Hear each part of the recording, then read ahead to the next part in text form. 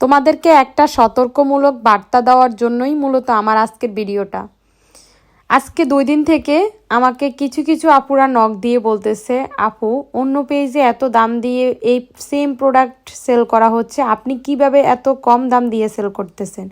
এই যে দেখতেই পাচ্ছেন আমাদের স্লিমিং গ্রিন কফি বড় সাইজের, যেটা মাত্র 600 টাকা। এটার থেকে আর একটু ছোট সাইজের একটা আছে, ওইটা হচ্ছে 400 টাকা। এখন আপুদের প্রশ্ন আমার কাছে, আপু ওদের পেজে এত দাম দিয়ে সেল করা হচ্ছে, আপনি এত কম দাম দিয়ে কিভাবে সেল করতেছেন? তাহলে কি আপনারটা ভালো না, নাকি ওদেরটা অনেক বেশি ভালো, বেশি দাম দিয়ে যেহেতু সেল করে? তখন আমি আপুদেরকে বুঝাই বলে দিছি আমার মতো করে। তারপরও আমি এখানে ভিডিওতে বলে দিচ্ছি সবার উদ্দেশ্যে করে, যাতে সবাই শুনতে পারে।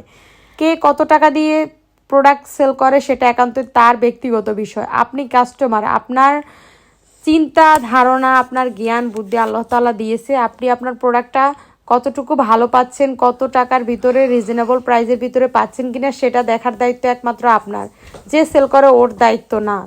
সে তার প্রোডাক্ট 1000 টাকার উপরেও বলতে পারে, এখানে আপনার কোনো রাইটস নাই ওকে কিছু বলার। আপনি প্রোডাক্টটা নিচ্ছেন বিদায় কিন্তু সে এত টাকা দিয়ে সেল করতে পারতেছে। কাস্টমার যদি প্রোডাক্ট না নিত তাহলে তো তাদের সেল হতো না, মাসে 5 লাখ টাকাও আর্ন করতে পারতো না।